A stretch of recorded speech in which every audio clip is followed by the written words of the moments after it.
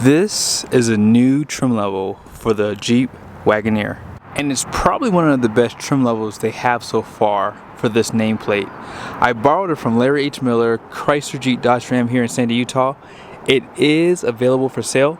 Let's go and check out the window sticker so you guys can see options and features on this build. At the very top is the description, and then here's the base price, $66,945. And then be sure to pause for the standard equipment. It's just a short listing. Starting off the options is going to be that Overland appearance package for $57.95. And then you guys see everything that comes in that package too. It does have the 392 rear. Has the air suspension, 2-speed, transfer case, skid plates. And then this one also has the 8-passenger seating for $995. Destination comes in at $2,095 with a total price of $75,830. And then here are the fuel economy numbers off to the side. Now the Overland trim has been around with Jeep for a long time, but this is the first time we've seen that nameplate for the Wagoneer. And I would say this is a very important trim level because people want more of that off-road look. Think about the AT4, the Trimmer from Expedition, or the Z71 Chevy Tahoe and Suburban. With this Wagoneer, you get that blackout look with that off-road look. And of course, the Wagoneer comes pretty well equipped. For example, you have the premium lighting up front, so projector, LED headlights, high and low beam, reflective style fog lights. We've owned one of these in the past, and the headlights are amazing on this SUV. You have some of the black paint down below for the bumper, silver accent, and look at the ground clearance. Now most people obviously aren't taking this off the road, but if you like to get really close to the curb, that's what this is good for. Let's demonstrate that really quickly. Some people love to go right over the curb like this and let the tires touch. This is in the off-road 2 setting for the air suspension, so it is a little bit higher, but you should still be able to clear most curbs in the normal ride height. But if you're in the entry exit, you might scrape your bumper, just saying. All of these parking sensors do come standard. You also have these gray recovery hooks. Front camera comes standard with a sprayer, so this does have 360 camera view. Adaptive cruise control.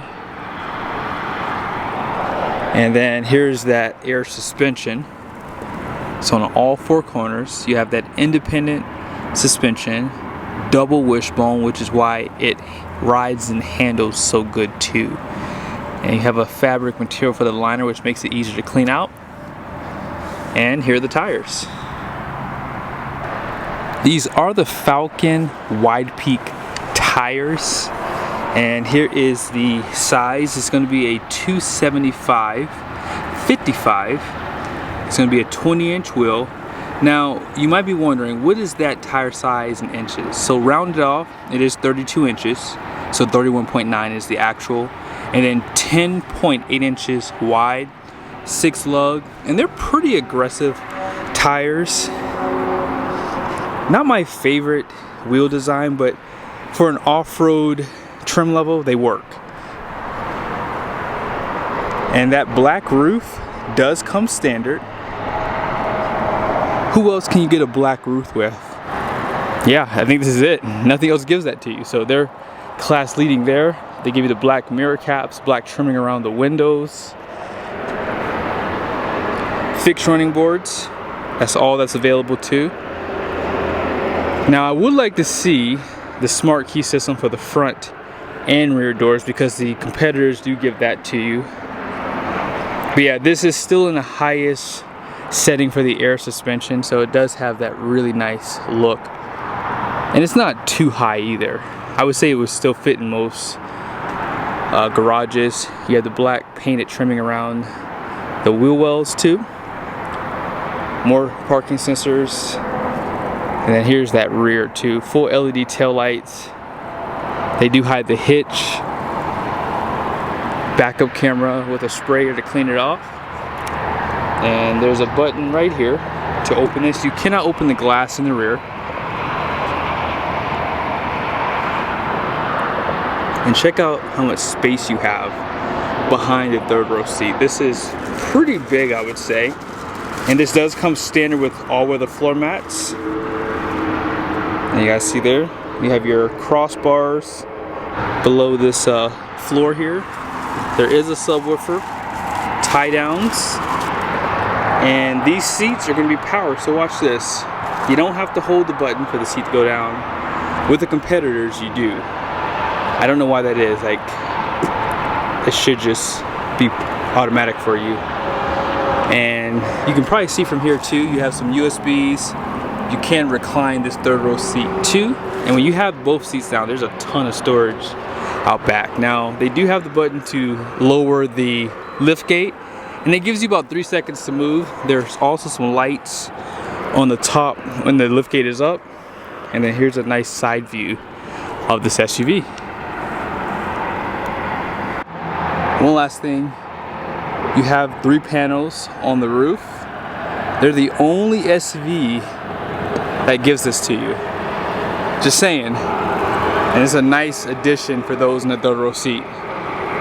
This 3-liter inline 6 does have very impressive performance numbers. This is known as the Hurricane, and they've been in the Wagoneers now for 2 years now. 420 horsepower and 468 pound-feet of torque. It is twin turboed, and each turbo feeds 3 cylinders. Now, it is an overbuilt engine, and what's behind it is pretty reliable, which is the ZF TorqueFlite transmission. It's going to be an 8-speed, and they did gear this truck with a 392 rear axle. So max tow is basically a part of this, and I would venture to say most people will be impressed with the performance that this has. This is definitely a strong point for the Wagoneer. The interior does have a nice fit and finish, nice soft touch inside. You guys see some of this gray stitching, and they have like this satin trimming here with this gray accent. Piano black with your seat memories right here. Auto up and down for front and rear windows. Power folding outside mirrors, and you guys see blind spot, convex for both mirrors. So if you plan on towing a trailer, you don't need tow mirrors because that convex is going to help really give you a wider view around that trailer. Alpine sound system. Now there is some hard plastic down below. 12-way driver's seat because the lumbar does go up and down. Here's some of your lighting controls, electronic parking brake, power steering column, grab handle. Let's go ahead and check out the passenger side. 12-way seat. And then here's the dash. Very basic looking, I will say. More of that gray accent. And then here's that glove box. They give you like this velvet material too. And they do illuminate this as well. Leather wrapping here. And then out back, the doors open pretty wide. No shades or curtains. Seat back pockets, and this does have that 8-passenger setup too. Let's go and put this seat up. You have an armrest and outboard heated seats. Tons of USBs. You have 4 down below, type A's and then type C's. 12-volt power, 120 or 115 volt, and that's 150. That's all it is, 150 watts. Man, it's not that much at all. Now, if you want to get back in the third row, you have this button to push. This is electronical, and I think I'd rather just have it be mechanical personally. But you have those USBs on both sides, cup holder, and there's that roof. You can close that off too if you like. See right there? There it is. And this seat, let's go ahead and sit back there. This seat does sit pretty high. They might have the best third row seat in this segment. Yeah, this sits high, so your legs aren't in your stomach basically, right? Because the seat sits high enough to give you more support for your legs. This is very comfortable. You can sit 3 adults back here easily, and as I said, if you don't want that open, you can close it off. We're gonna take this for a quick drive. I've done other videos on the Wagoneer, so if you want to go back and see more of a detailed look at some of the infotainment, but look at this. When you turn on the signal, it does give you a nice view of the side here. And that's what's nice about having these camera systems too. It is really hot today. Visibility is great out of the Wagoneers too. Now when you give it the juice, this thing is really fast. Now the main reason why I'm driving this is because you do have a little bit more rugged tire, right? And I want to see how that affects the ride. Now it should be a little bit better because you have more sidewall, because normally these have 22-inch wheels, therefore you have less sidewall, which means it's gonna have a bumpier ride. So we'll see how this reacts with a little bit more taller tire sidewall. But yeah, through town, having the air suspension is a game changer. I think that if we were back in the market for a Wagoneer, I would probably go with the Overland. I like the way it looks.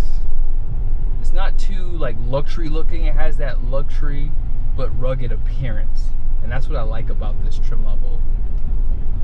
The steering it does feel a little loose at the low speeds. I like it to be a little bit tighter. Now if you were to put it in sport mode, let's see. Yeah, that's sport mode right there. The only thing about sport mode is it does, of course, change the way the transmission shifts, which is gonna give you worse fuel economy. But I feel as though the steering is a little bit tighter with sport. Now you can probably change it in the system here, okay?